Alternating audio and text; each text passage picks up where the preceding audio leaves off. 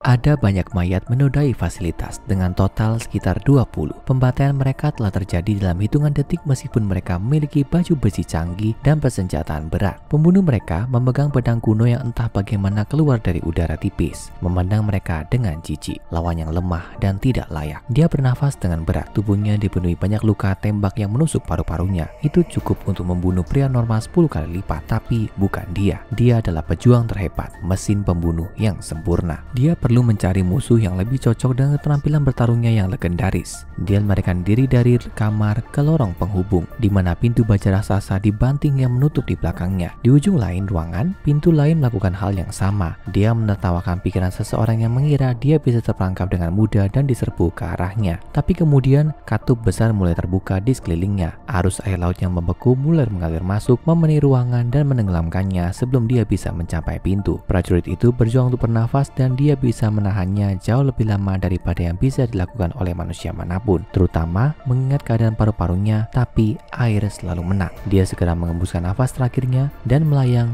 tak bernyawa di lorong, dan segera tubuhnya berubah menjadi debu dan menghilang di air asin. Tapi dia akan kembali, dia akan selalu kembali. Kakaknya adalah cerita yang berbeda, tinggi dan tampan, dengan tantorun Sumeria yang aneh di dahinya. Dia praktis seorang pasifis dan menghabiskan sebagian besar hari-harinya membaca, bercakap-cakap dengan staf, dan berkeliaran di fasilitas atas kemauannya sendiri. Setelah mendengar kejadian terakhir di fasilitas itu, dia menghela nafas. Dia tahu pada tingkat tertentu bahwa semua ini adalah kesalahannya. Sudah berabad-abad, bahkan ribuan tahun. Tapi, sudahkah terlambat untuk memperbaiki semuanya? 6 hari kemudian, keduanya berhadapan. Pertemuan telah lama dinanti, tapi itu selalu ditakdirkan untuk berakhir dalam darah dan rasa sakit. Pria dengan tato rahasia itu tidak bersenjata. Satu-satunya yang dia bawa adalah penyesalannya. Prajurit itu dengan mata penuh amarah yang membara menghunus pedangnya, dan tidak lama setelah itu sebuah kepala menghantam lantai. Siapakah kedua pria aneh ini, dan apa pentingnya pertemuan fatal ini? Di alam semesta kita sendiri, keduanya mungkin tidak akan pernah bertemu lagi, tapi bukan berarti di semesta yang lain mereka tidak dapat bertemu. Dan dari semesta itulah asal cerita hari ini. Kisah antara keduanya dimulai sejak lama sekali, ketika mereka berdua berada di jalur kehancuran. Tapi untuk mengetahui bagaimana keduanya akhirnya bertemu sekali lagi, kita hanya perlu kembali ke beberapa hari sebelumnya. Meskipun mereka tampak lebih manusia daripada banyak makhluk di bawah pengawasan organisasi SCP, tidak ada keraguan bahwa keduanya adalah anomali. Mereka dikenal sebagai SCP-073 dan SCP-076, tapi lebih dikenal sebagai Kain dan Habel. Dari namanya saja, kebanyakan orang dengan pengetahuan dasar tentang Alkitab dapat mengatakan bahwa keduanya memiliki hubungan, tapi rinciannya sebagian besar merupakan misteri bagi organisasi. Mereka ingin tahu seberapa benar cerita itu. Peneliti SCP mendekati SCP-073 alias Kain dan bertanya apakah dia tertarik untuk bersatu kembali dengan saudaranya untuk terakhir kalinya. Kain membutuhkan waktu 3 hari untuk menjawab ya, tapi dengan satu syarat, bahwa dialah satu-satunya orang yang dapat membatalkan misi. Organisasi mempertimbangkan persyaratan ini selama 3 hari sebelum Dewan O5 akhirnya membuat keputusan. Uji silang disetujui. Kedua bersaudara ini berpisah selama ribuan tahun, akhirnya bertemu lagi, dan organisasi SCP akan menyaksikan apa yang terjadi ketika mereka melakukannya. Tentu saja, untuk alasan keamanan, uji silang harus dilakukan di fasilitas penahanan 076, ruang berbatu sedalam 200 meter di bawah laut. Itu akan menjadi hal yang paling dekat dengan mengamankan pertemuan yang menentukan ini. Meskipun aman merupakan istilah yang relatif ketika datang ke SCP-076, upaya pelariannya itu sering dan tidak terduga karena mematikan, dan semua orang yang pernah bekerja dengannya tahu persis mengapa. Bagi mata yang tidak terlatih, akan terlihat aneh untuk membuat fasilitas yang kompleks. Sebuah kubus batu berukuran 3 meter persegi yang dikenal sebagai SCP-076-1.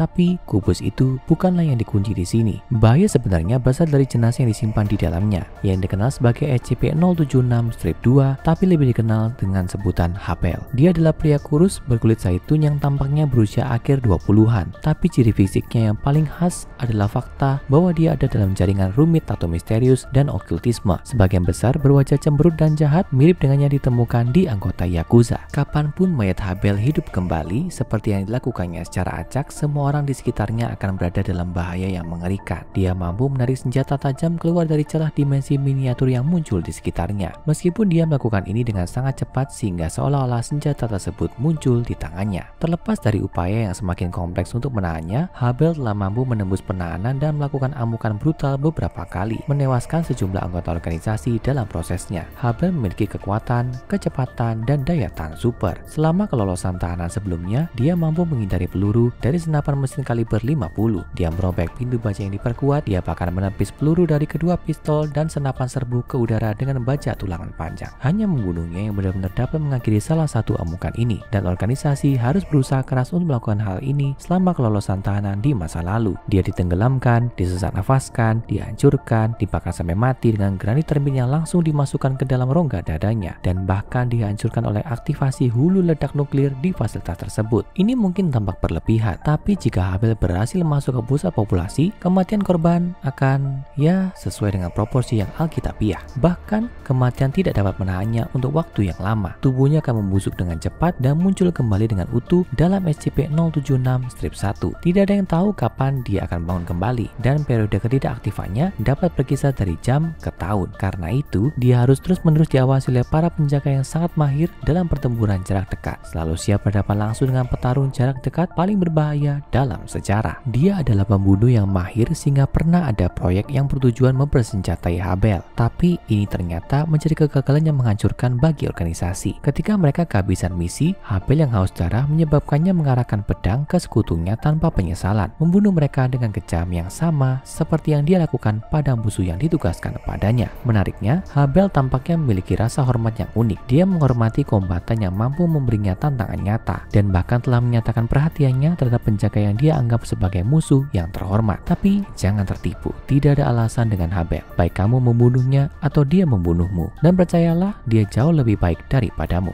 Meskipun dia sering dibayangi oleh anomali yang mengakhiri dunia atau pembunuh massal yang lebih banyak bicara seperti SCP-682, Habel adalah salah satu makhluk paling mematikan yang diketahui oleh organisasi. Rekan Habel, 073, adalah cerita yang sama sekali berbeda. Meskipun namanya adalah pembunuh alkitabiah pertama, Kain ini adalah sosok yang jauh lebih misterius. Seorang pria tinggi berusia awal 30-an yang tampaknya keturunan Timur Tengah. Dia memiliki dua karakter fisik yang sangat menonjol, tato simbol Sumeria yang tidak diterjemahkan di dahinya, dan fakta bahwa beberapa anggota tubuhnya, yaitu lengan, kaki, tulang belakang, dan tulang belikat, telah digantikan oleh prostetik misterius yang tidak diketahui asalnya. Tidak seperti Habel, Kain sopan, tidak konfrontatif, pandai bicara, dan komunikatif. Dia bahkan diizinkan untuk menjelajahi fasilitas yang dia tinggali dengan bebas, meskipun dengan peraturan tertentu, yaitu Kain tidak diizinkan untuk bersentuhan dengan tanaman atau tanah yang tidak tertutup. Hal ini karena terlepas dari fakta Kain tidak hadir dengan intensi berbahaya, kontak langsung berbahaya dengannya akan menyebabkan tanaman layu dan mati, dan tanah menjadi tidak subur. Jika Kain masuk ke dalam lingkungan alami lagi, tanpa disadari, dia dapat menyebabkan bencana ekologi hanya dengan kehadirannya. Dalam hal ini, dia bisa menjadi hampir sama berbahayanya dengan populasi besar seperti Habel. Akan tetapi, bahaya Kain bagi tumbuhan hanyalah salah satu dari beberapa kualitas anomalinya. Lainnya adalah kemampuan mental yang luar biasa dan ingatan yang hampir sempurna. Ingatan dan kemampuannya untuk mengingat sangat baik, sehingga beberapa anggota organisasi menyarankan untuk menggunakan pikiran Kain sebagai semacam server cadangan untuk pengetahuan kolektif organisasi. Tapi mungkin sifat anomali yang paling terkenal adalah kemampuannya untuk bertindak sebagai boneka voodoo manusia yang abadi. Itu benar. Kerusakan apapun yang diderita Kain tidak menyebabkan cedera permanen padanya dan akan kembali kepada pelakunya. Sementara Kain berkomentar tentang masih bisa merasakan sakitnya dari serangan ini, dia secara fungsional adalah abadi. Kemampuan memantulkan kerusakan ini bahkan membuat beberapa jenis tes tidak mungkin dilakukan, karena dokter yang mencoba mengambil darah dari Kain menemukan bahwa sampel mereka sebenarnya adalah darah mereka sendiri, dan kulit mereka menunjukkan tanda memar dan tusukan pada tes darah. Tapi yang paling menarik bagi organisasi saat ini adalah fakta bahwa Kain telah menunjukkan pengetahuan sebelumnya tentang Habel. Namun, dia cerdik saat diinterogasi. Dia menolak untuk menambahkan informasi tambahan dan berkomentar bahwa akan lebih baik jika dia dan Habel tidak pernah dipertemukan. Tapi, apa sebenarnya arti tidak pernah saat kamu hidup selamanya? Kain akhirnya setuju dengan ujian tersebut, dan sementara tidak ada yang tahu apa yang menyebabkan Kain berubah pikiran, organisasi tahu lebih baik daripada memaksanya dan berpotensi membatalkan seluruh misi. Kain dibawa dari fasilitasnya dan diangkut ke titik akses penjara bawah air Habel. Rancangan percobaannya sederhana. Kain akan menempati tempat tinggal sementara di fasilitas penahanan Habel sampai dia dihidupkan kembali. Pada satu titik, interaksi di antara mereka akan diamati dengan cermat. Mungkin butuh berminggu-minggu, berbulan-bulan, atau bahkan bertahun-tahun sebelum Habel sekali lagi terbangun dan meninggalkan kubusnya. Tapi ketika dia melakukannya, Kain akan ada di sana. Syukurlah saat Kain membisikkan kata-kata yang menenangkan ke dalam makam Habel, kebangkitannya hanya membutuhkan waktu beberapa menit. Jika kamu mengharapkan reuni yang mengharukan, pikirkan lagi. Kain mencoba untuk meminta maaf, tapi Habel segera mengayunkan pedang untuk memenggal, yang karena kemampuan Kain yang dapat mengembalikan serangan